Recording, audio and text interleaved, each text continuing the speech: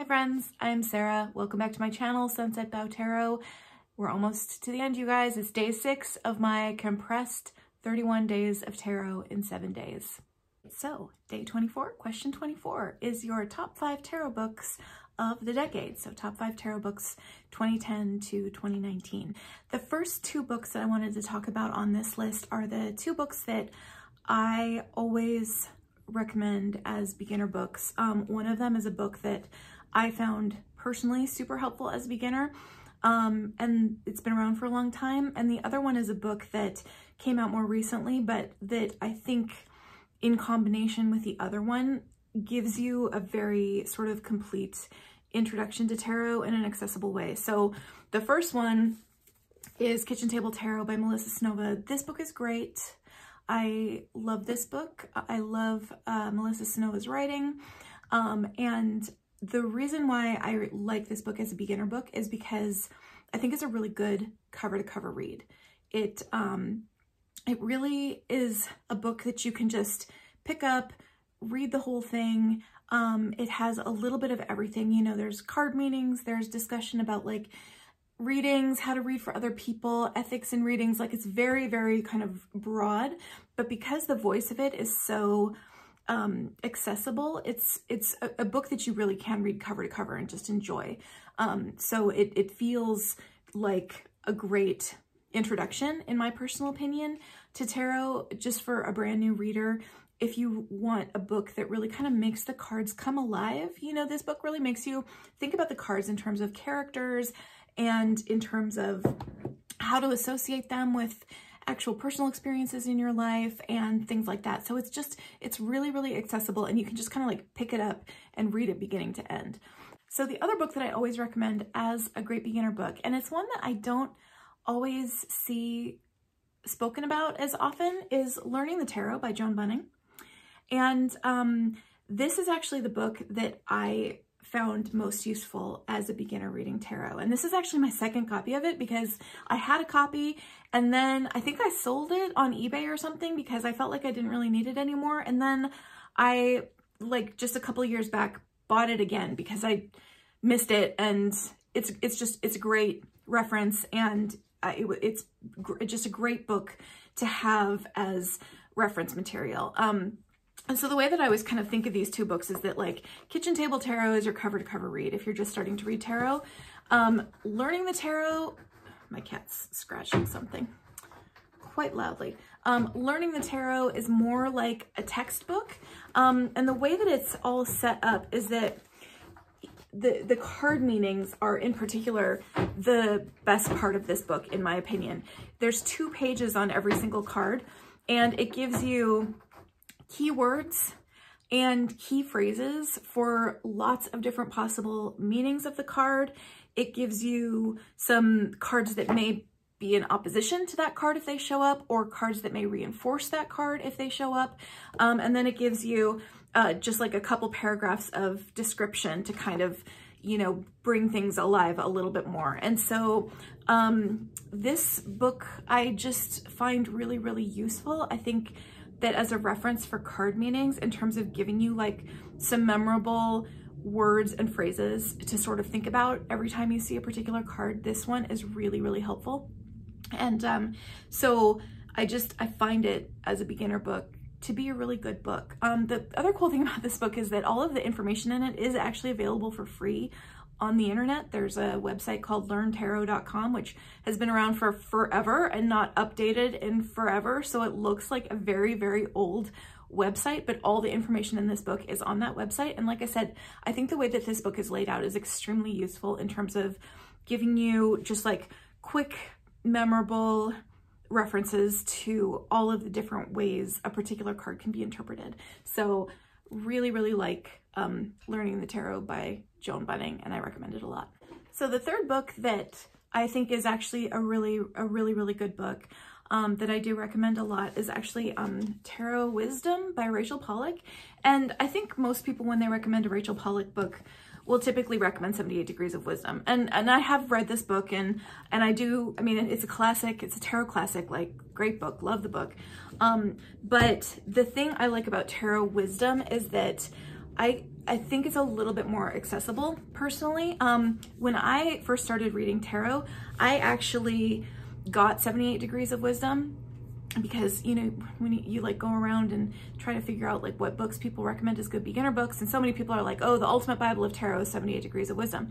And there to an extent that really is true, but I did not, as a beginner to tarot, find it super accessible. Like, I remember starting to read it and just feeling like there's too much here for me to absorb, and it felt like too much, and so I don't typically recommend that one as a beginner book. Actually, I feel like you need a little bit more of just like a very basic grounding of like, look at a card, think of a meaning before you start to go into some of the other esoteric stuff that does get covered in 78 Degrees of Wisdom.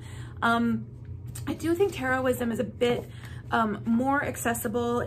Again, it does go into things in a little bit more of like the history of a card, different potential depictions of a card.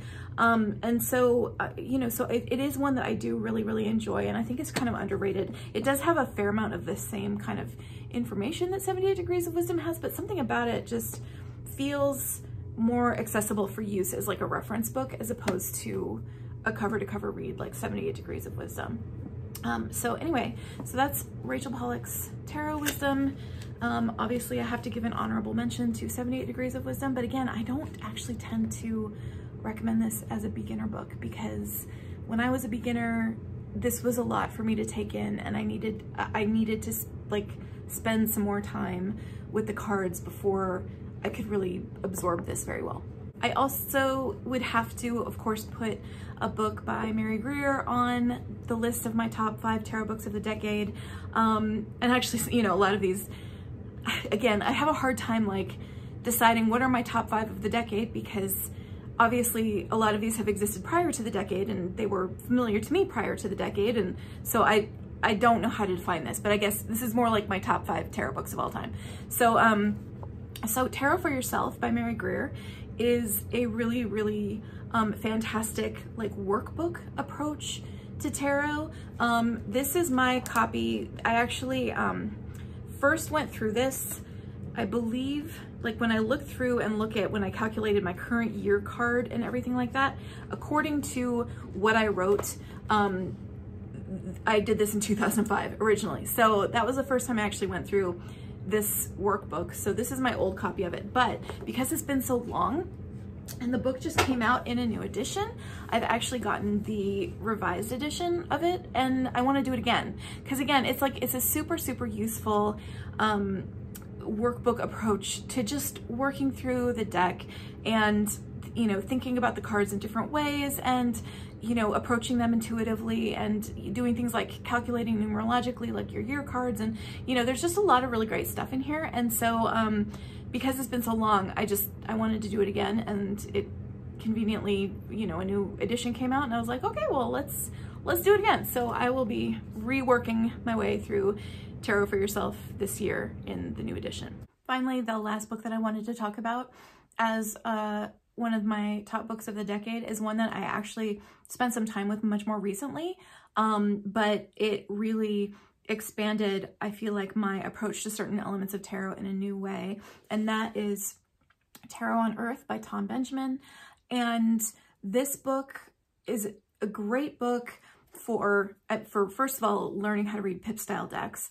I think that this book is a really great resource for working through for yourself the meanings of the elements and the meanings of numbers, and just sort of like returning to basics in terms of numerology and elemental associations for learning to read pips. There's also, you know, obviously there's stuff in here about the quartz and the majors and all of that, but specifically for learning to read Marseille decks or pip style decks, this is an incredibly invaluable resource, and it really makes you think through things like elemental associations and numerology in a way that I don't think other books do quite as much. So I think this is a really great one, and I learned a lot from it, and it really helped me develop in new ways of understanding the cards, which for something that I went through really recently, like I gleaned a lot from this. So this is a really, really great book that I also recommend very highly and had to include on this list because I just learned so much from it. Now, I feel like I have to give an honorable mention to this book because it's such an incredible resource, but the reason that I'm not including it on this list is because I haven't worked with it cover to cover yet, and there are aspects of this book that I haven't really worked with yet at all, and that is Holistic Tarot by the unbelievable Benebell Wen. This is a really amazing book. I refer to it a lot, but it's obviously not a book I've read cover to cover, and there are whole chapters where I haven't worked with what's in that chapter yet or referred to it. So I felt like I couldn't really include it on my list, but I mean, this book is a tome. I don't understand how Benebell is a corporate lawyer who has enough time in her outside of work life to write an 874-page book on tarot. I was once a corporate lawyer and I didn't have enough time to eat meals. So, I don't know how she does it, but she's amazing, and this book has all kinds of incredible information. And so it's getting an honorable mention from me because, again, there's so much happening in this book that there are aspects of it that there's like whole chapters that I haven't even like looked at even once because I just haven't gotten there yet. So, so this is really, really, really great book and had to be an honorable mention on my list of top books. Question 25, if you could meet any tarot creator or author, who would it be and when? And my answer to that, I think, is Melissa Canova, because I love her books. I love the way she talks about tarot. She just sounds like a really cool and funny and interesting person. And I'd love to meet her. I think we would have a fun chat just because I enjoy her books so much. So I think that's who I would say. So day 26, question 26 is show us your tarot journal if you have one. And I am actually doing something slightly different with my tarot journal this year. Normally my tarot journal is just like my journal. It's a blank book that I journal in, and I also write down tarot stuff in it. This year I decided to do something a little more structured. So I actually got this 2020 daily tarot planner. This is by Catherine Knott, who is Owl and Bones Tarot on Instagram. And it's really cool. It basically, it has a year ahead reading at the beginning. It has month pages so you can, record your daily draws. It has daily pages so that you can record and reflect on your card of the day. It has a month ahead spread for every month. It has other spreads just sort of, inserted in there, just kind of in interesting places. If, you decide that you want to do a spread, there's blank pages as well in the back so you can record individual spreads that you've done. There's also space for your deck wish list. And then there's this daily like card tracker thing where you can record for each month in just like a shorthand, what your daily draws were, so you can, really see patterns easily and everything on one single page. So, so far I'm really liking using this. I'm finding that it is helpful to bring a little more structure to my practice. So we'll see how this goes for the year, as like a different way of doing things, but I am really liking it so far, and I'm finding it useful. So I think this is cool. This is, like I said, it's by Catherine Knott, Owl and Bones Tarot on Instagram, and you can order this from Lulu. So that is where I ordered it from. It's not super expensive, and it's cool. So that's my tarot journal for 2020. Day 27, question 27. What's the strangest place you read between 2010 and 2019? And tell us about the reading. What constitutes a strange place to do a reading? Like, I don't know. I've read in a million bars, cafes, on coffee tables, on the floor, at people's houses, in my car, at work. I mean, I'm trying to think of one that's been uniquely strange, and I can't really think of one. Nothing where the location has been so memorable that it really sticks out to me in my mind. So yeah, I don't know. I guess maybe the strangest place is I did some readings for myself while my house was being remodeled last year. And so I was like staying in a room in my house that I don't normally sleep in, and I didn't have all my decks with me, and it felt kind of weird. So that, and it was a bit discombobulating, and I was generally speaking like a bit discombobulated. So I guess that stands out, but generally speaking, I can't really think of one.